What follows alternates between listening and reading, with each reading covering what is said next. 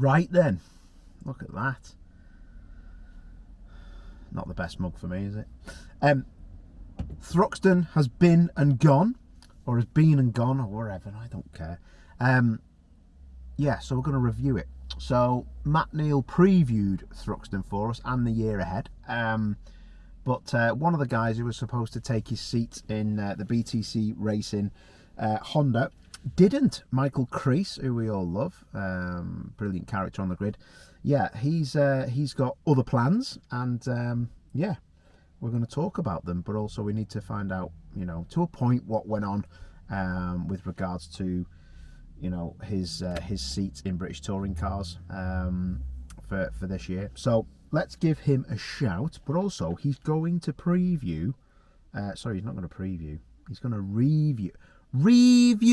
He's going to review Thruxton. So it'll be interesting to hear his take on things. So let's have a little listen in. See. People walk past here and must be like, what's going on? Michael Creesy, ladies and gentlemen. Creesy, is your steak and chips come yet, you little lizard? I set myself up for a nice video, and now we're doing a phone call. I told you it was a phone call with just my face on, because that's all that counts. Absolute liberty. Mind you, it's better because I'm in like a 1960s hotel room here at the minute, and Jodie's telling me, don't put that light shade in it, don't put that old picture, take the picture off the wall. Oh mate, is Jodie not with you, the missus? She was just setting up the video for me to make me look good, but obviously it's not happening. I've got my new coat on. Oh, right. But we're not allowed to talk about that yet, are we? Or are we? Yeah, so we are. So what's going to happen, Creesy, is today is, what is it? It is the 11th of May at nearly 20 to 8 at night. And you will have had an announcement by now. It's like Back to the Future, this, isn't it? Marty, you will have had an announcement by now. So everybody will now know what you are racing. So just so if anyone's missed it, mate, what are you going to be racing this year? Oh my god, I'm going to be racing in Porsche Super Cup on the Formula One campaign. And where is the first round, Michael? Monte Carlo in about a week's time. It'll just be like the Birmingham Super Prix. That's what I said earlier. I said, yeah, there ain't no one faster around my town than me. So I said, like, around the high street and that. So I said, I'll be all right around there, I think. Mate, how cool is that? I mean, it's just, honestly, Paul, it's just a dream come true for me. And, you know, obviously the bad news with BTC Racing and, you know, my commercial team that I trust and I put all my faith in just couldn't make it happen this year. And, you know, we had this in the back. Oh, that was nice. Why has he just done that? Right, let's give him a call back. I reckon he's been cut. Was that BT? Was that BTC? Was that BTC Racing cutting you off then? I think so. They've intercepted us. Oh, mate. So yeah. So we heard that you know, you do speak very highly of your commercial team. A lot of people, you know, just think that people go racing because they've got money themselves or it's their mums and dads. That is not the case for you. Vince is a big part of your team, isn't he? And allows you to actually go racing. Yeah, I mean, you hit it in 2019 when obviously we started in British Touring Car and, you know, we had that fantastic result. And I remember you doing a interview outside the garage at Donington and you just said, you know, this lad puts himself on the map and he breeds sponsors because of his character and his attitude and his hard work and basically ever since you said that, I've just carried on doing what I'm doing and commercially with Vince and Paul Whitnell. It's just been a snowball effect and the fans have been amazing and you know, all this support I get from you and I get from the fans and the media is just, that's what's incredible, and it's just getting me sponsors where I need to be, and you know, and now we're going to be ticking the list of racing around Monaco from Buckmore Park hire kart racing. In 4 years, we're racing around Monaco in a Porsche. Mate, it is so amazing. And like, you know what, I appreciate what you're saying there, mate, but it's all your own doing. And you look at some of the most well-known British touring car races, and they were characters. John Cleland, you know, people like that. They knew, you know, it's not. I know it's not an act, but they knew that you had to be out there and, like you say, put yourself on the map. And you know, it was Martin Reardon, who's one of ITV Sports producers, who collared me when you first come into it, and he went, "That Creesy lad, I like him. He'd be good on the front of a show with you." And then we did Facebook Lives, and you know, and I was like, "Yeah, definitely, let's have a go at that." And it's things like that, isn't it? People, especially now, Creesy, you're going to be missed massively, mate, because of the pandemic and everything that's going on in the world. People just want to have a laugh and smile. Life is so short. I'm 41, mate. I'm going to be like, I don't think I'll be here that long. I'm so old.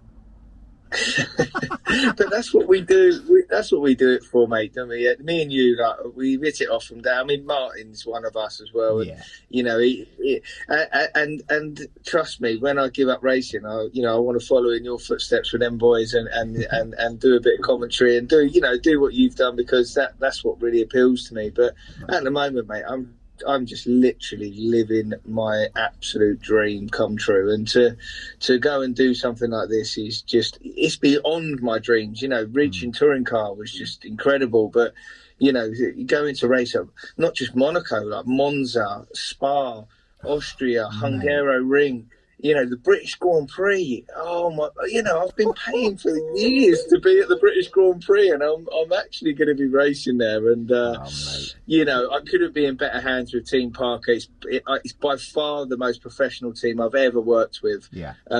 Stuart Parker is just unbelievable bloke. You know, he picked me up when the chips were down, and you know, he's just made racing fun again for me. And you know, for the last couple of years, it's been hard. I'm not going to lie, but you know, meeting someone like Stuart Parker just makes us, you know, realise why we're all there. And he's just such a great guy, and the team is great. And Harry King, my teammate, you know, the list goes on, Paul. You know, racing with Harry King, probably the best future Cup GT driver that you're ever going to grace, and he's my teammate. I know, it's amazing, mate. Like you say, you've got someone to learn. Harry's a good kid as well. I love Harry to bits. I've commentated on him all the way through until he went into Porsches, so I've seen him. Same. Yeah. I raced GTs with him, didn't you? You were commentating on him and me in the Ginettas, and I got out of the car the first time I see him in that Ginetta, and I said, that kid is special. And he's gone on to just be amazing. And I've been with him today. Had my first full day testing in the Porsche, my first ever time. Tim Harvey turned up and said, I don't think anyone's ever gone into Porsche Super Cup never driving a Porsche before. And I was like, mate, that's such a shout, isn't it? Hey, old Timbo, he was telling me at the weekend, obviously we knew your news, but we all kept it to ourselves because that's what you do when you're in the media. But he was so pleased for you, mate.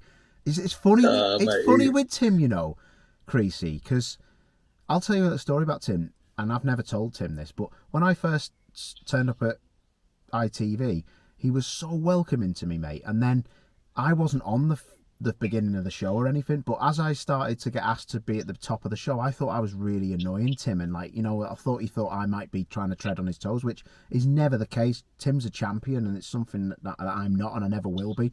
And he's a brilliant pundit, but I got the wrong end of the stick with him. I thought he was like trying to push me out, and he really wasn't.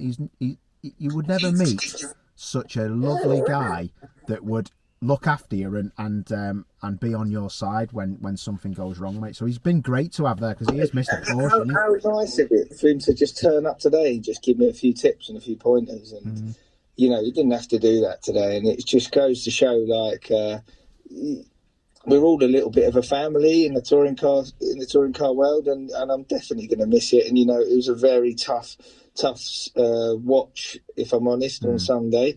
But knowing that I'm going to Monaco next week, I didn't really care in the end.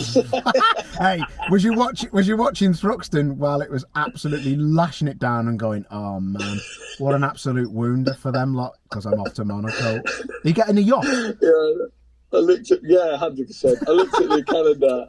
I was like, oh yeah, where are their next brands actually? Oh yeah, we were in Austria that weekend. I can't make that one.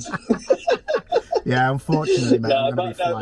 Honestly, if I'm honest, my heart says I want to be in touring car because this was my year, and I miss the fans, and the fans are coming back, and I'm not there, and that's a disaster. But I think the commercial team that I've got around me picked the right move, and it's already really sort of picking up with sponsors, and the Formula One scene is just unreal. And I was talking to Josh Webster, and I want to shout out, actually, a big shout out to him, and I hope his family.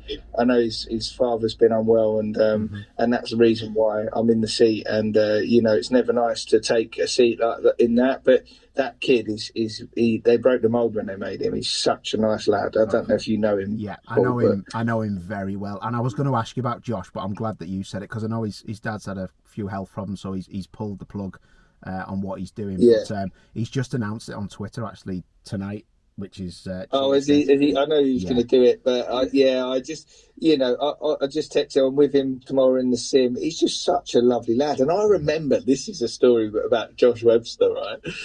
When I was hire kart racing at Buckmore Park, I won the local championship, and he presented me my trophy at the awards do for winning the local championship. And he remembers it, and he was like, "Now you're in my Porsche." And I'm like, "Oh my God." Mate. Hey, you ask him. I worked with him at McLaren. You ask him about his fake Rolex Deep Sea Dweller, because he's got a deep blue Rolex, and I was like, I seen it, and because I like my watches, and I was like, oh my God, that guy's got like a 13 grand watch on. And I've looked, and I was like, because in racing we've all got a couple of quid to a point. And it's so funny you say this, because only today he was how's he got banging that? on about my Hulk. It's fake. His Rolex was fake. Oh my God, that's so funny, because I was in the car and he went, "Is that a Hulk?" And I went, "Yeah." He was like, "You're driving around with like X amount of pounds on your wrist." And I was like, "Oh yeah, it's gone up a little bit since I bought it."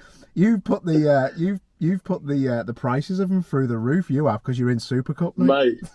Yeah, it's gone up. But honestly, the whole team, mate, is incredible. The Parker boys, and it's just different class. These Porsches are so. I'll be honest with you, and I finished the day really well. Really wet this morning, monsoon conditions this morning. I got the time down to 1.8 off of Harry King around Silverstone, which is obviously the Formula One track, the long track, and that was quite incredible for me for my first ever go. Good, mate. And then in the dry, I was 2 seconds off him, so with a load more time to find. So I'm really happy with me stepping into the Porsche with literally no experience of it and driving that 550 horsepower rear wheel drive car. It's incredible that I've got in it and sort of clicked with it straight away, which is good. Yeah, oh mate, that's awesome. And just a quick note on Parker. Stuart Parker I know very well. I know his wife Sam. Proper people, mate. Great team. Shame they're not in touring cars, actually, because obviously Jelly was running with them in the 1 Series, and then he went to WSR. But don't you think he looks like Alan Partridge? I haven't told him that yet. I don't know. Tell him. Say, listen, you need to wind your neck in, mate. Do you drive a Rover 600 Vitesse? And O'Neill said you look like Alan Partridge. Oh, hello, Tim Parker. Oh mate, I love him. He's a legend. Well, listen, the Super Cup thing sounds absolutely amazing. I'm so pleased. And when you told me the other day, I was like, I was so happy for you.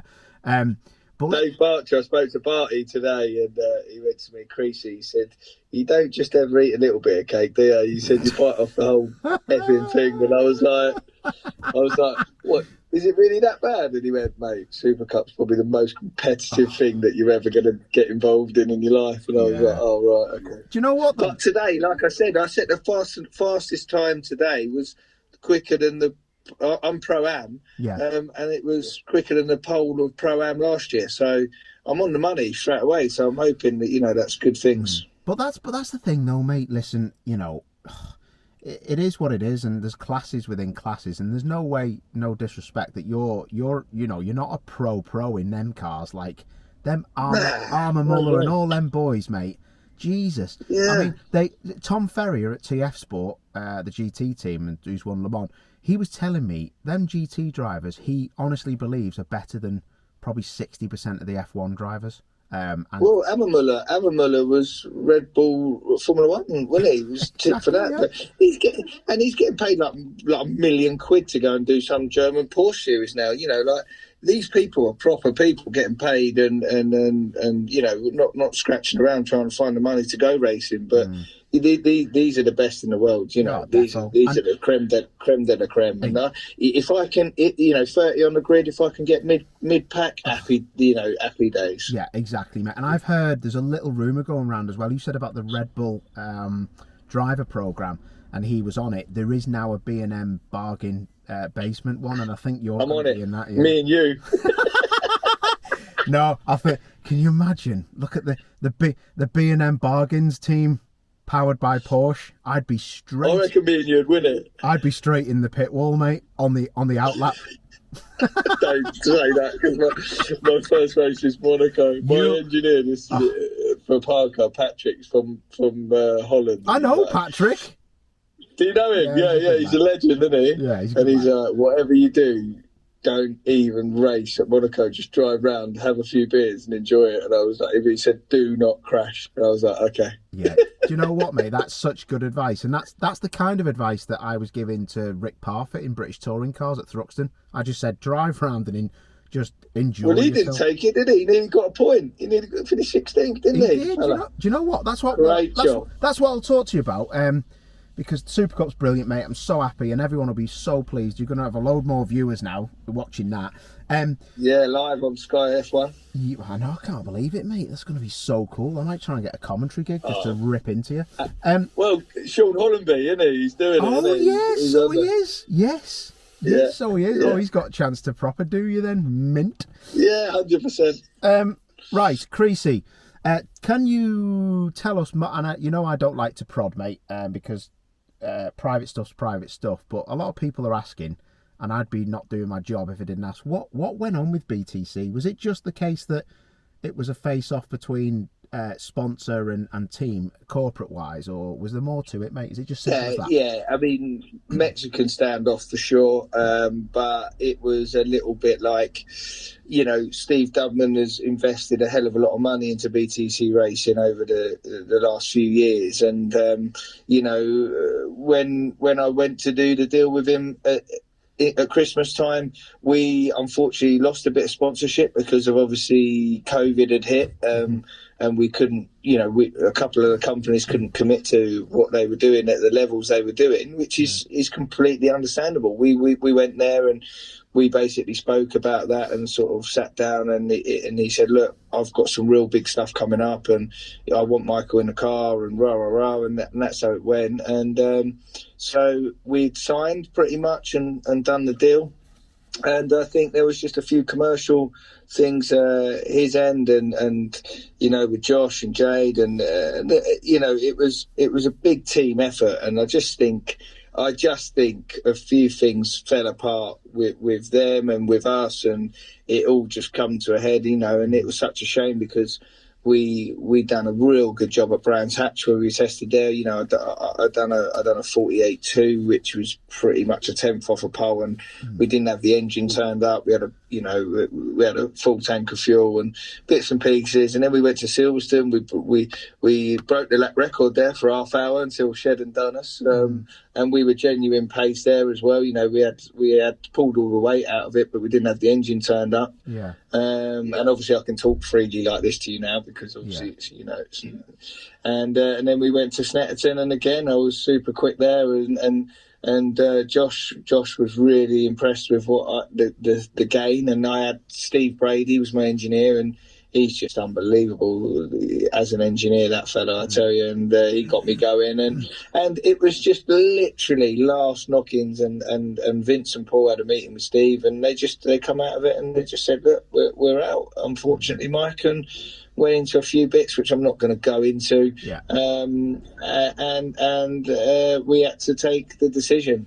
And it was a tough thing for me, because I just love the fans and the British Touring Car, and to come that close, and then watching the racing on the weekend, knowing that I could have been there or thereabouts, it's just tough. I was going to ask you about that, and fair play to you, mate, because there's some stuff that just needs to remain private, doesn't there? Because we don't get the other side of the story from Steve unless he wanted to come and chat to us, and it's not a problem. And me and Steve are just like, we're amicable. It's he said to me, he wishes things was different, and obviously I do as well. And we were even talking about putting me in for the first round, but it was as Steve put it, it was a marriage, and we've already had the divorce. Yeah, well, that's fair, mate, and that's what I respect about you, Creasy, is you tell it how it is, mate, and there's no hard feelings, because you don't know further on down the line, you might be back at that team. You just don't know. They might want to employ you again. You don't know, do you? 100%. Listen, the thing is, I'm not going to talk rubbish about anything or anything like that. It is what it is. How it's turned out is how it's turned out. But the comeback to British Touring Car, when I come back, is going to be amazing. So, and I will be back, because I've got unfinished business there, and that is just going to be incredible once I come back and the fans are all there and everyone's there, and hopefully we can get in a good car and a good team. And now I'm going to be doing a year in rear-wheel drive. Who knows? BMW, Infinities, Sicily, but WSR. I can jump in a front wheel or a rear-wheel drive car now. So it's going to be a good return when I come back. Yeah, no, that's mega, mate. I fully appreciate that. But listen, Creasy, what about then? I know you said it was difficult to watch, but for me, it must have been so hard to watch, because I spoke to you about this on another little platform. We spoke about the fact that you were like literally as fast, if not faster, at Thruxton last time as Tom Chilton, your teammate, and Josh Cook, your teammate at the time. You watched Cookie do 2 race wins, and you must have been like, I could have either had a win or been battling off people for Cookie. That must have been hard, mate, because you must have been sat there on the watching the television going, I know what it feels like round there, and I could have done it. Do you know what though? Like seeing Cookie win them 2 races, and one was 75k, I was jumping. Like when I got out of a touring car, off a race, and people say they shout at their telly, I'm like, yeah, of course you do. But I was actually shouting at my telly. And I was so happy for him, because no one realises how good Josh Cook actually is, and apart from you, I suppose, because you said it on telly, but he is the real deal, and for me, just to get closer and be quicker than him, maybe in a bit of pre-season, but he had a bit more weight, so it's very unknown. But even if he took the weight out, we were very evenly matched in pre-season, but just to even get near him was a great achievement for me, and to see him win 2 races, I just want to be his wingman, because I think if I was his wingman this year, he would win the championship, and I want to be part of it when he does. It was great. And Camish, to be fair to him, I spoke to Camish before he took the drive, and I just said, look, I wouldn't want anyone else in that car apart from you, mate, because you'll do it justice. And he certainly did the business, and sitting there behind Josh to get him that win. The second win, he could have probably done him, if I'm honest, because obviously the weight scenario. But what a team player it shows that Dan Camish is. And being honest with you, I spoke to Josh about Dan, and what an absolute true professional Dan Camish is, from the feedback that I've heard. And fair play to him, and that his comeback in touring car is going to be mega, hopefully, as well, when he comes back. Yeah, do you know what, Creasy? I'm glad you said that, mate. I've always respected Camish, but sometimes I just think, I wish you'd just show us a bit more, personally. Yeah, but he honestly, I spoke to my engineer from BTC Racing who ran Camish on the weekend, and he said he just turns up. He's not there to have a laugh and a joke and a bit and pieces. He is literally like a computer working his way to the front. But you can't knock him. We can't all be like me and have you, or I've seen him in the past, like walk straight past me in the pit lane, but he's so focused on his job. And now I've heard that from Josh and my engineer, I get it. Yeah. If that makes sense.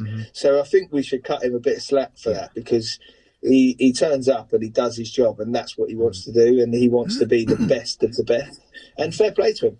Yeah, do you know what? Dead right, mate, because like I said, he's come on here before and spoke to me openly, and he's done brilliant stuff for mental health as well when I've done Facebook Live, and I admire him for it. But like I said, I've seen a different side to him at the weekend. He just, because there was hardly any pressure on him, he just got on with the job. You know, I always think that he is a robot, like you say, but he was a bit more relaxed, and you know, I think he's got massively more respect for Josh and vice versa now, because they've obviously been in 100%. I mean, Josh, even Camo said on telly, like, Josh through church, and that's why he's a specialist around Thruxton. He's got a special little technique that he carries through there. I've seen it, I've tried it. It's scary. What is it, mate? Is it a ginger wig?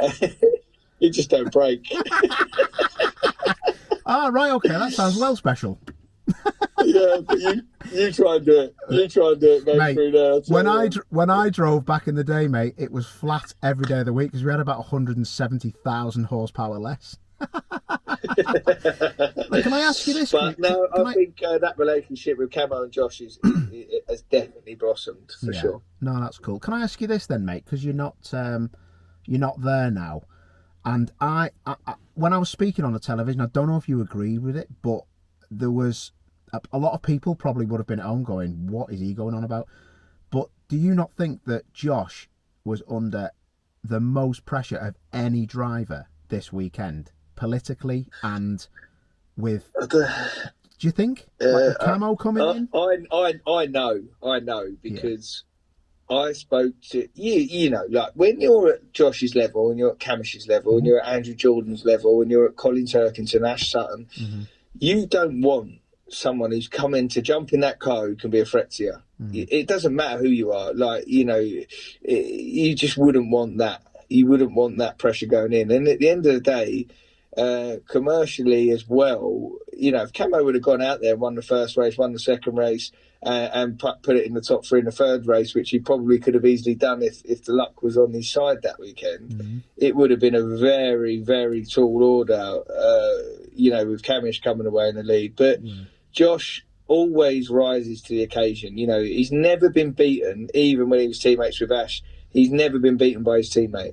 And he went into that weekend, and I think that's what he needed, if I'm honest. He had me as his comfort blanket, because he knew that I would move out of the way, or I would help him win the race for no matter what. But with someone else coming in who was equally as good in that car, he needed it, and he went out there and proved it. But I'd like to see it again, if I'm honest. I'd like to see Camo in again at maybe Snet or someone like that where Josh don't like, because I think it'll raise Josh's game again. Yeah, I think you're absolutely spot on, mate, and I think it's done in the world of good. And I'm just so glad that relationship blossomed, because it could have gone either way. Say if Josh had been hit off by Turkington instead of him unfortunately knocking into Ash, Sutton's had so Cookie would have had a start from the back of the grid for race 2. Camish could have had a podium P3 in the first race, could have won the second race, and then could have and then it's big pressure. But the pressure from the get-go was on. As soon as I seen he had a clear track, I thought, it's game on here for Cookie. He should be safe. As soon as Sutton went off, it was. I texted my brother straight away and put Cook's won this. Yeah, I know. And he just can. What he can do around Thruxton, I think he's by far the best driver on the touring car grid for Thruxton. You know, there's no one better out there than him. He's just a specialist around there, and in the Honda, the Honda's great round there anyway. Let's be honest. You know, look at Rowbottom and Sheddon coming through, and Camo, and you know, the Honda's just always. I don't know why, but they're just great round there, aren't they? Yeah, they have been for a while, haven't they? My Honda Integra was brilliant round there as well. They've just Matt Neal doesn't get enough credit and respect for how good of an engineer he is. He might not be the fastest Honda driver, but he's brilliant working with Barry Ploughman, getting the cars. And look at what he's doing with Rowbottom. Rowbottom had an absolute storming weekend, I think, and that was a lot of Matt Neal behind the scenes, 100%. And I think if you ask Rowbottom, he'd probably agree on that. But you still got to get out there and do it. And Robo come through and, round the outside of Plato, round the outside of Morgan, put the manners on Morgan, which he wouldn't have liked because of his old teammate and they're good pals. But the Robot would have loved that, nice moves they were. Yeah, no, that's fair, that actually. No, you're right. We'll talk a bit about the main people, mate, and the racing. I've just got my sheets here because I'm that professional. But so Cookie winning race 1, we knew that was done and dusted. You've raced against Turkington, so have I, for years. He is not a person who's going to drill anybody by on purpose. Sorry, he has obviously misjudged that because he's racing against Cookie. What? He wasn't even looking at Sutton, was he? Let's be honest. Cookie's gone to the outside of him. He's just rolled off the brake to try and force Cook wide, and then looking in his mirror, looking at Cook, and he's rolled off the brake, thinking Sutton's further ahead, and just tapped the back of it. I mean, let's be honest. I know it's such bad luck for Ash Sutton that he's been turned there, but 17-second penalty to put him behind Sutton, I think was a little bit harsh, if I'm honest. Yeah, I've seen lesser penalties given for that, and I think a lot of people, Creasy, think that Turkington and BMW are in Gow's back pocket, but we know that isn't the case, and they really showed it, didn't they? But what do you think? What effect do you think that'll have on Sutton racing against Turkington? Because that's kind of happened. Well, before. He was quite angry with it, wasn't he? He was sort of like more or less saying that he'd done it deliberately. But I think when Ash gets home and watches it back on telly, it was blatantly obvious that he just rolled off the brake to try and force Cook out wide, looked up and gone, uh-oh, and just tapped the back of him. It was to Colin is not, and everybody knows on the grid, Colin will race you fairly all day long, and he would never punt anyone off or maliciously for fact. So Ash knows that deep down. I think it was just frustrating on the day. Yeah, no, I think you're right on that one for sure, mate, because do you know what happened as well? Turkington had a shocker. He had a terrible back. I was filming with him on Thursday, doing some stuff for BMW and Autocar, M3, M4 stuff, and he could hardly walk properly, mate. His back was in agony, and then he had to get a chiropractor in between Saturday and Sunday, and he was in real agony. But then, because Louise needs to go a bit more easy on him, doesn't she?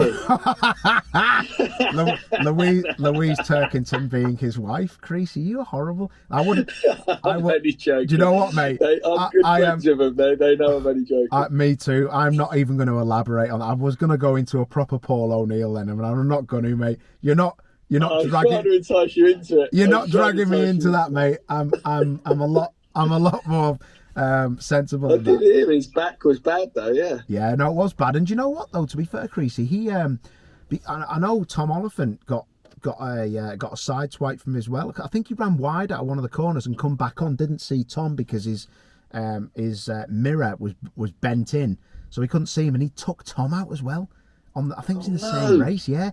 You know when you seen Tom going across the Oliphant was just like about a million miles in the farm? I just thought he'd proper billied it off himself. But no, he hadn't. It's Turkington. Yeah, so exactly, yeah. What did you make of Rory Butcher? Mate. Well, not good. It's not as even if he had like an hour's journey home either, is it? To think about it. That's very true. Yeah, oh God, didn't think of that. Big damage that weekend, wasn't it?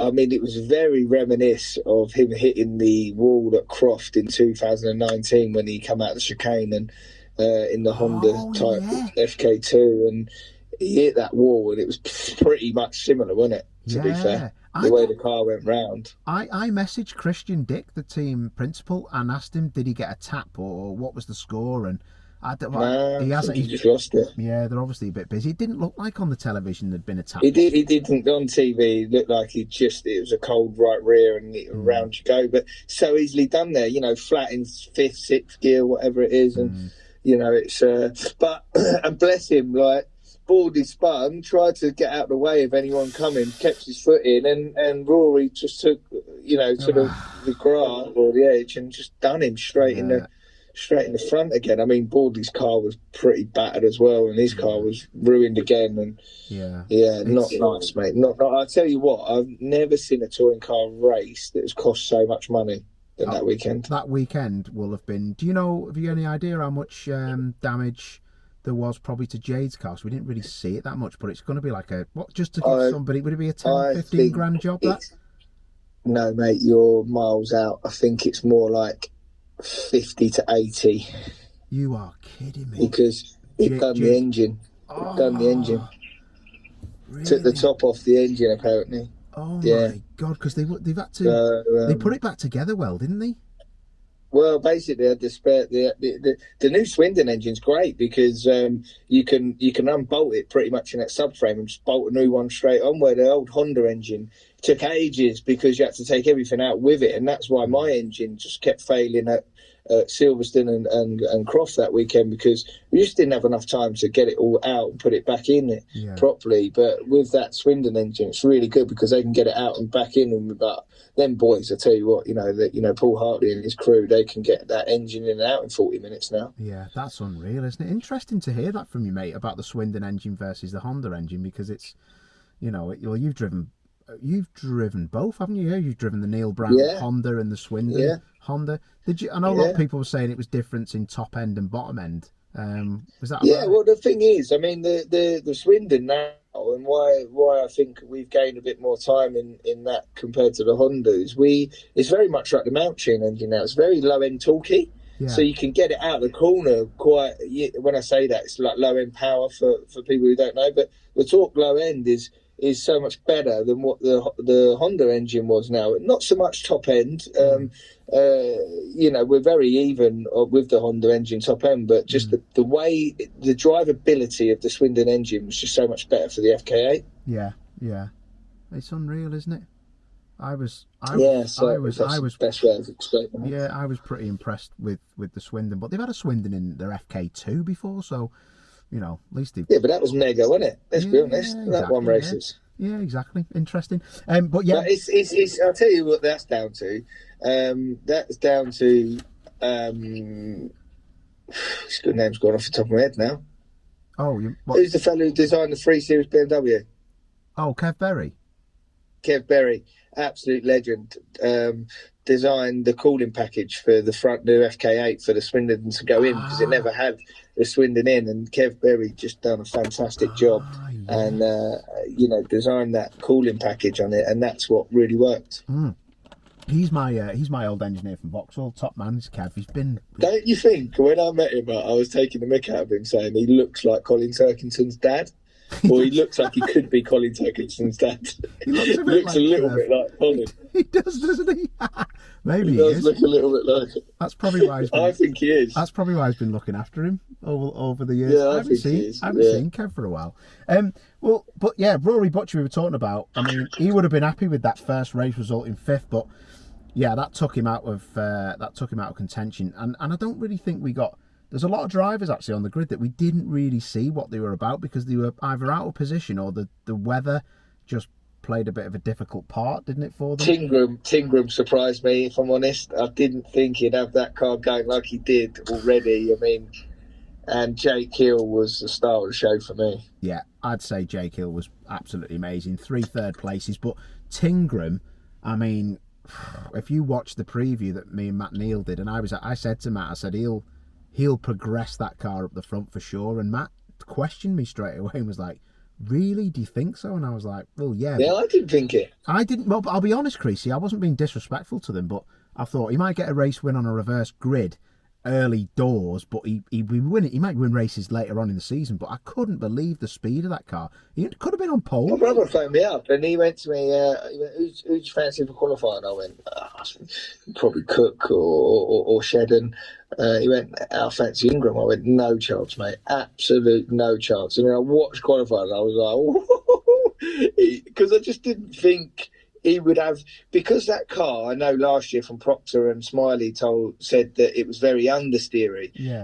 And obviously the way he drives the car is very oversteery. Yeah. And the way that he designed that Corolla, he was on the edge of the limit. And I just didn't think that he would have time to dial that car in. Just goes to show, like how good him and his engineer are of getting that car dialed in straight away. And it's great for Accelerate, to be fair. And Anthony and Justine have done such a mega job putting that together, and it's such such a professional team as well, and Dan Kirby joining the Trade Price Cars mix, and you know, they've got some great sponsors with GKR Scaffolding with Neil Roswell, and everything's coming together for them, you know, and Path and Jack Littell, the cars look mega, you know, everything there is the place to be at the moment, isn't it? Yeah, no, definitely, mate, and it's interesting you say that. The cars look good.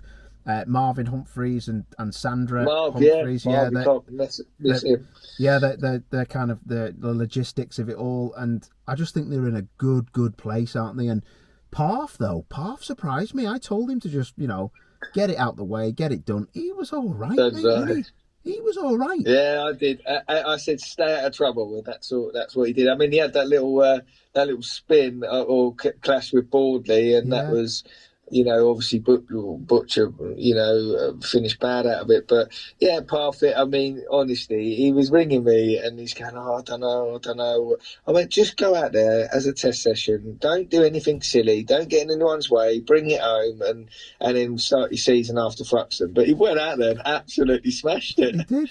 Yeah, he did. He was mega, mate. He was but that's the first time he's been on like proper tyres and stuff like that. Do you know what I mean? So he's definitely, you know, he can drive a car. You know, winning in that Bentley, you're not a bad driver, are you? Let's be honest. He's a champion. I told him that, but he'd never been to Thruxton, so he was a bit worried. What about Creesy? There was quite a few people to talk about, but just Jake Hill, I think he, you know, him and Josh had the worst starts to the 2020 season that you could ever imagine. They both now had the best starts. They're 1 and 2. Jake's leading the championship, but Jake finished so consistently last year. He's took it on now, and I don't believe that Focus should have gone that well round there. It's a better chassis than the old Ford Focus, and I know it's got a good donkey in it with the Mount Tune engine, but that now has to be considered as a title contender with Jake Hill, full stop.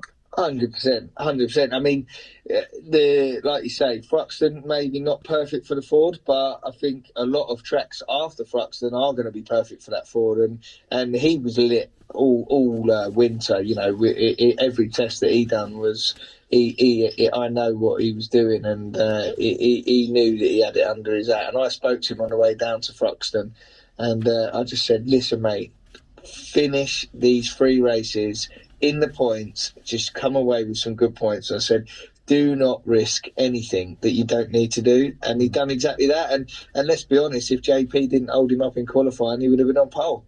What did you make of that? Typical Jason, isn't it? You know, and it was so funny because Jason just cracks me up because it gets to the end of race 3. He's had a cracking weekend, and it says to Cookie, you know, blames it on Cook for holding him up when he was nowhere near us, son.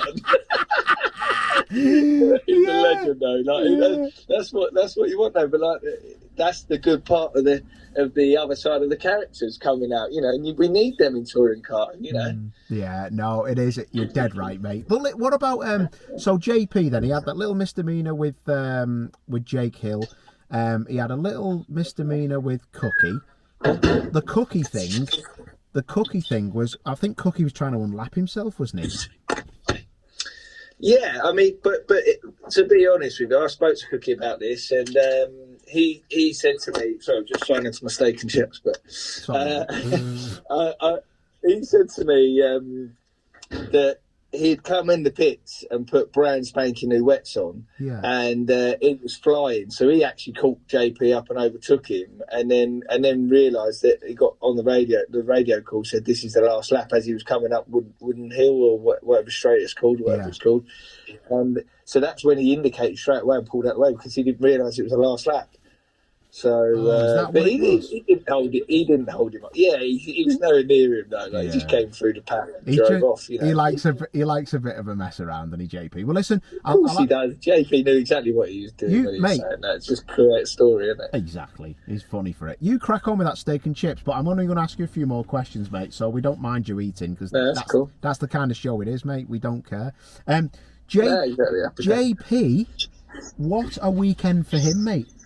Mate, this is what I mean. He's just such a genius, isn't he? He comes back and jumps in it and does that. I mean, you know, he's always going to do it, though. He's always going to be there or thereabouts, isn't he? Yeah, exactly, mate. And I fully appreciate, you know, JP coming back and doing the business, because he's not a young lad, is he? And he really, that PMR car looks good, and if he can be consistent and just chip away at it, he's going to get that 100th win, and I think he's going to be in the top 6 battling for this title, definitely. Yeah, and PMR, like, to be fair, sorry mate, I didn't realise how hot that potato was, but that is hot. PMR have always done a great job. Yeah.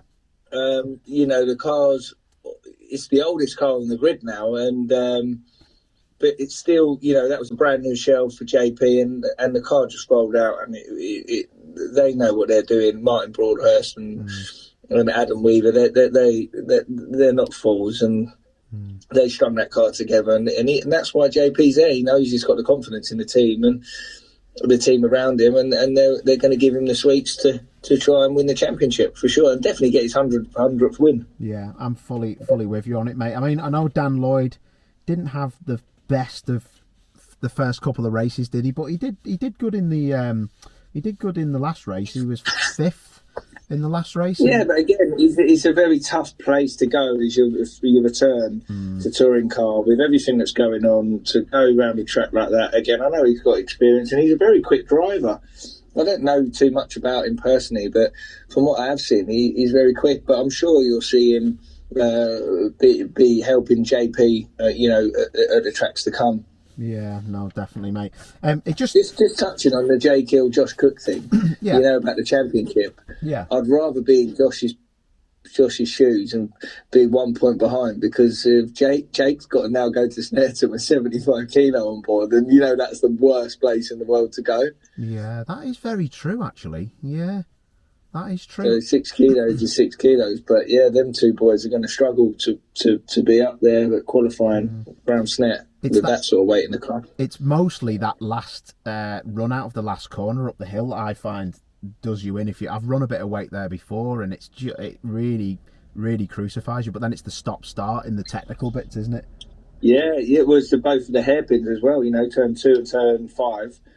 You know, that's you've got to drag all that 75 kilos, man. I mean, it's so much better for the championship, though. Don't you agree? Oh, mate, massively, definitely. I mean, I know Tim was surprised actually that that they actually won. Well, Cookie won with that full ballast on. He actually got the job done in the second race. He was very surprised at that. But I think that was just a case of the conditions and Cookie being a specialist, like you say. Yeah, but the dice rolled in his hands, didn't it? As that, you know, I can't remember what actually happened at the first 2 corners. I think Camish got involved with, was it Turkington or Ingram or something? They both had a shove and a push, and Cookie just got away, didn't he? And just got his head down. Cookie was lucky. And then he had Camish rear gunning him, you know. Yeah. So Cookie was lucky that Ingram played game at that first corner, because Cookie lost the rear, didn't he? They had a cold. Yeah, he rear. did. And then Ingram, and then he let him back on. To be fair to Cookie, he knows now not to squeeze people. He used to do that when he come into it, but he let him back on, didn't he? And not got any damage. But Ingram could have easily fired him there, couldn't he? Easily, mate. Yeah, and that's the understanding now, isn't it, between the younger, faster guys? They know they've just got to finish. Where when you were younger, you just drive into people, don't you, to get the job done? Yeah, but being honest, I know it's a bit of a cliche, but that's why when you qualify inside that top 10 and you race with the top 10 boys, it's a different race to qualifying 12th to 17th or to 17th to 29th. It's just, honestly, the further back you are, it's horrendous. Yeah, it's not ideal, is it, mate? It's not ideal. As we saw what happened. Yeah, exactly. Well, I was going to ask you just the last couple of questions, mate. I want to give a shout actually to Jack Goff. He's 10th in the standings. He picked up 15 points along the way. He scored points in every race. That car looks pretty good, doesn't it? And I think to go to Thruxton for your first event in a new car, that's a good effort from Jack, isn't it, Goffy? Yeah, I mean, we all know Jack can drive them, and he strung it out at Team Hard when it probably could have been damaging for his value, if that makes sense. you know, he could have probably swanned off to British GT or done something and become quite a valuable person. But he sat in there, sat tight. Tony Gilliam, take my hat off to him. He's spent an absolute fortune over the winter. And now all they've got to do is look at it as a development year, you know, get the car going. And then next year, who knows? You know, they could be a manufacturer. They could be right at the sharp end. And the way they've got that car going is great, I think. And to see Jack up there again was quite nice. And you know, Jamie, their team manager there, has done he's put blood, sweat, and tears into that team. And to get the points that Jack come home with, and to be top 10 in the championship, fair play. And obviously, what happened with Geddy and his car, you know, at least that was a little bit of hope for Tony. Yeah, no, definitely, mate. Exactly that, because that was to have all them cars out there and then one gets smashed up. But we'll just talk about that in a second, because I know you're trying to eat, mate. That's all right. I'm good. Creasy, just on the Ash Sutton thing, is it ominous that for everyone else that he gets spun round at the first corner, goes to the back, still scores points in the first race, has a massive points haul in the second race, and then wins the third race? Is that ominous? Is that ominous for everyone? If he'd not been taken out, he'd have probably won both races, maybe. Do you think? I'm not sure, actually. I think Cookie would have given him a good run. Cookie would have given him a good run for the first one, 100%. Yeah. Could he have won both? You know, you just never doubt that fella. And you know, race 3 was perfect condition, Ash Sutton conditions, and that fella is special. He's a Harry King of the British touring car world, I think. Yeah. No, you're dead right, mate. Dead right. Very last question. Everyone's been talking about it. I had to comment on it when it happened, but I couldn't really quite see on the replay screen. What did you make of Andy Neate, and what did you make of the aftermath that come after it, mate? I'll be honest with you. I've been away testing at Silverstone since obviously Sunday night. I drove up here, and I've been in hotels ever since. And I've had long days with Team Parker, but I've heard there's a lot of stuff going on the internet which I haven't caught up with, and I've seen a few comments, but nothing major. I spoke to Jade Edwards, and looked like she put out the post that there might have been a technical problem. There obviously hasn't been a technical problem, which there might have been a miscommunication between Andy and the team until they've looked into it. You know what it's like. We've all gone, oh, we've got a problem with the car, and then investigated it, and then gone, oh no, there's not a problem, that was my fault. And hands up. With greatest respect to him, I genuinely don't know if there was a problem or not with the car. It doesn't seem to be, but you can't be going around saying that about your team, because your team are just going to lose a lot of respect because their name's on the block, isn't it? So I get where Andy's coming from. If he felt that there was no brakes or there was an open throttle or whatever it was going to be, until that's investigated, we none of us know. I think, Creasy, I think it's been an unfortunate set of circumstances, because you put yourself in his shoes. I think, you know, looking at it, I've seen it twice, that's all I've seen it. You know, he's got Jade round the outside of him. Is he looking at Jade and then he's looked up? People have checked up, because from that far back of the grid, you're going to have a little lift or a little break into turn 1. I know it's flat out from the first 3 or 4 rows, but when there's cars bunching and you're flat out, I think he's maybe, and I might be wrong, he might have looked to the left, seen Jade's there, he's looked back. I think that's exactly what's happened. Yeah, and you know what, Creasy? Exactly what's happened. And then, you know, I'm not saying it's because of Jade, he's been looking too long, but I think he's looked back, he's seen him check up, he's not even had chance, and he's now saying, to be fair to him, and I could believe this, he reckons that he's hit the brakes, there's been nothing, right, and then he's hit the back of Geddy and there's been an accident, but because he's a left foot braker, I think he's hit the clutch like he said he has, and the clutch is... Oh right, is that what's happened? That's what he's saying now.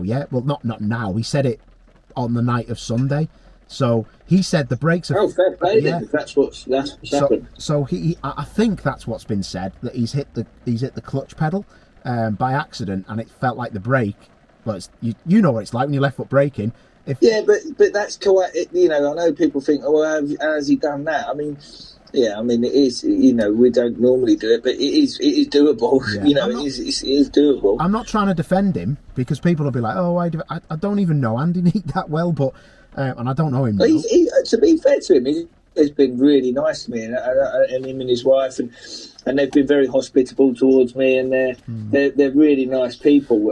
From what I've had to deal with them, do you know what I mean? I know there's been a lot of stuff in the past, but I only take people on my first impressions and face value. Yeah. Whether he was looking at Jade as in, there's Jade Edwards, I'm going to smash her off, I don't think that's the case, because he's very thick-skinned and he's bigger and better than that. But looking at Jade thinking, I need to be ahead of Jade Edwards because I'm racing for the Jack Sears Championship, might have been the point, and that's exactly how I'd been looking at it. Yeah, I think that I'm with you, mate. I think that's what it's at. He's seen it's Jade, and he knows he's in the same competition as her. He's looked maybe too long. I'm not speaking for him, and I'm not trying to defend him. A lot of people are like, "Oh, you know, you defend him from last time you spoke to him." I'm not. It's just there's two sides to a story. So I think he is effed up, and he needs to come out and say, "This is what's happened." Absolute nightmare, because that was some damage he's caused, and we've all been there, mate. I've caused accidents and been like, that's part and parcel, though, mate. And let's be honest, like, people saying to me, "Well, you should pay for that."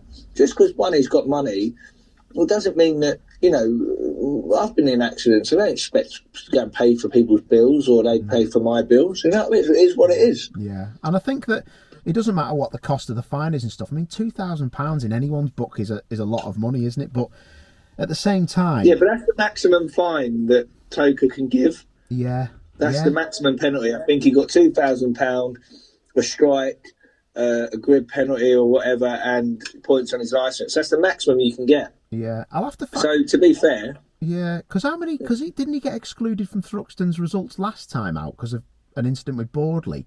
But I'd just be interested to see what points he's got on his licence. I don't know if he's quite, because they last a year now, don't they? It's like a road licence.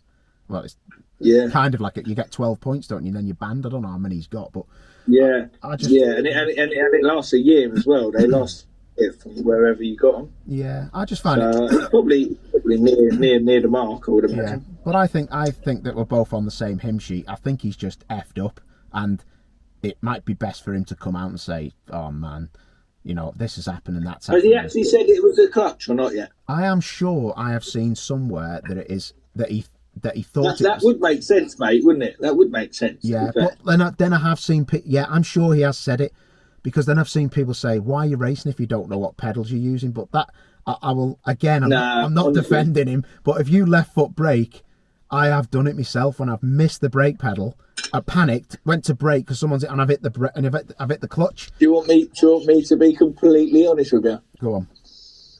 We rolled back in the Porsche today, and no, not today. Yesterday, sorry, my first ever seat in it. And to be fair, as you've been in a Porsche, haven't you? Yes, I have. Yeah, a while back. Yeah. And you know that you sit in a Porsche seat. Yeah. And I got in it, and I was like, why are the pedals so far over there? And you literally sit in the seat, and your legs are almost at a 45-degree angle to the pedal box. Yeah.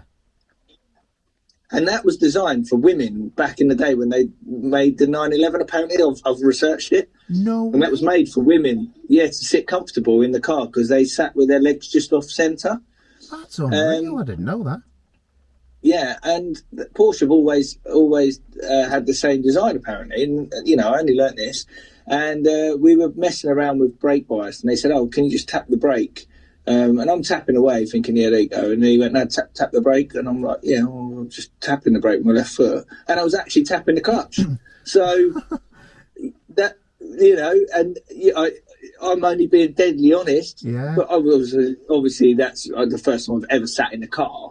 You know, in the Porsche, of course, and it is very off centre. So that's my only excuses I can make. But yeah, in the heat of battle, Andy Neat, he's got a lot going on around him. Yeah, you know, he is experienced because he's done loads of races, and I'm not making excuses. But everyone can make a mistake in touring car. Yeah, definitely. Listen, mate.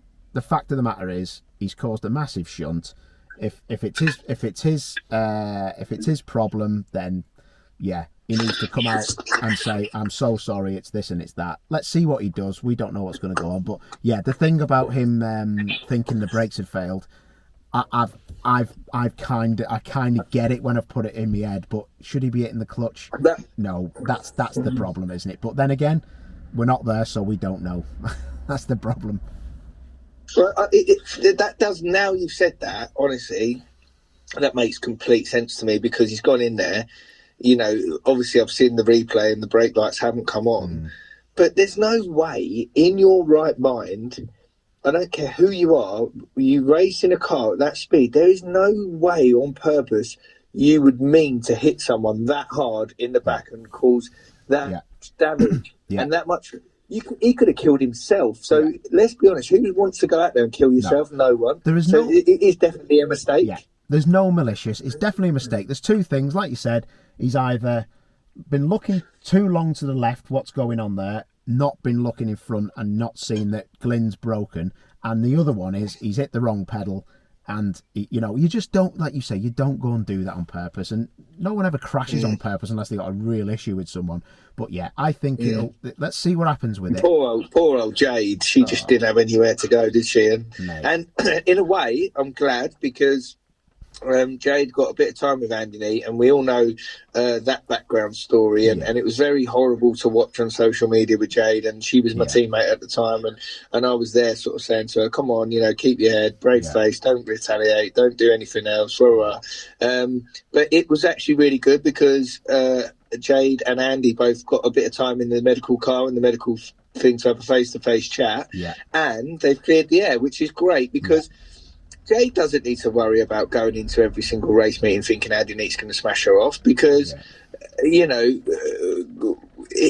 that's just not right in the head. So it's great for Jade now to go into racing thinking, right, me and Andy have squashed that. We can go racing fair to fair, wheel to wheel. You know, they're going to come together at some point, 100%, but at least they can move on from that now. Yeah, no, definitely. So that's the only good thing that's come out of it. Yeah, 100%, mate. And I know, and I've seen them talking on the telly as well, and it, you know, it was just interesting to see that Jade was, well, it's not interesting. We know Jade, and we know that she says what she thinks, and she was like, well, this is, you could see that they were having a conversation. So, no, I'm really pleased about that as well, man. I'd just be interested to see that.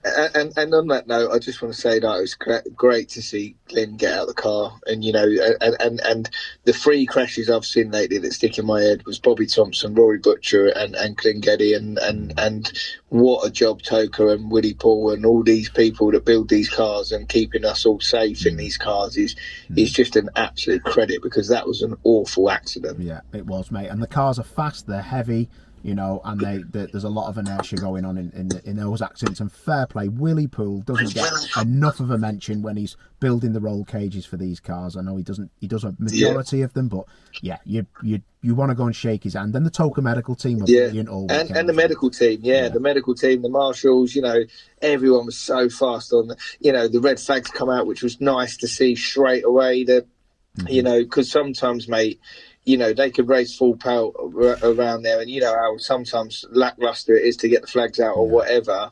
But yeah, it was so the whole day, when, you know, with some big accidents, and the medical team were there and the marshals were there, and I just it was a bit amateurish, if I'm honest, watching from the outside in this year, looking at, you know, behind the top 10 was a bit like, it was a bit clumsy, wasn't it? Yeah, and maybe it's because they've had a bit of too much time off, and it's Thruxton, I don't know, but there's only 2 big braking zones, isn't there? But I know what you mean. But did you see Adam Morgan got doored straight off the track, and I don't know if that was Ingram coming across off it. I don't know if it was Ingram or not, but he got doored straight out of the way. I mean, he did, yeah. You know, right, Turkington coming back on and hitting Oliphant. This is all a bit like, do you know what I mean? Like, it was a bit, I don't know. Yeah, I think the conditions. Interesting to see what all the fans say about it. Yeah, no, definitely, mate. Well, listen, Creasy, I'll let you finish off that 78 quid steak you probably got, because it's a mature ribeye, probably knowing you. It is a 28 day, mate. Yeah, it was fantastic. I finished it now.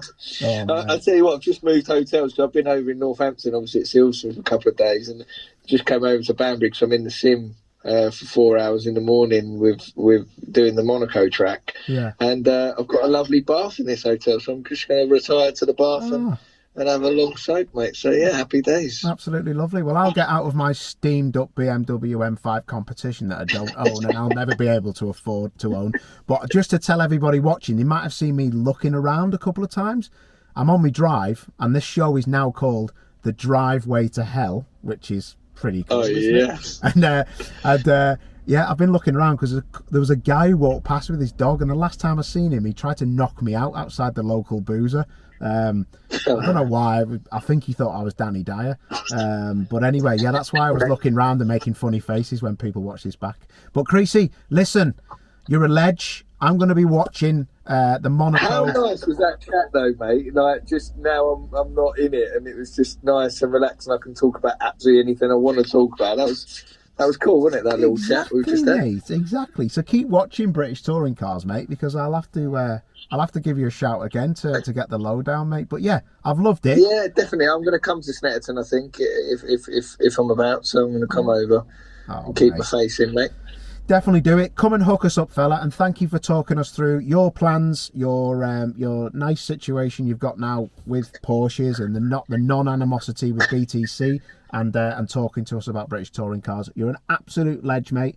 My best to Jody and the kids, and I'll catch you very soon, lad. Cheers, mate. Thanks so much. Really appreciate all the support, Paul. Thanks. Top man. Cheers, Creesy. Bye, mate. Bye-bye. Bye. Well, there you go. What an absolute lad. Couldn't have thought and got anybody better than Creesy to come and chat to us. So great news for him. Porsche Super Cup starting at Monaco. And yeah, interesting to hear about the BTC deal. He was very open and honest about everything. So yeah, that was really good. So that was a good little episode, wasn't it? Driveway to Hell. Yeah, Martin Reardon, thank you for naming the show, and thanks for the little promo you've done for us as well, lad. Kisses to all of you.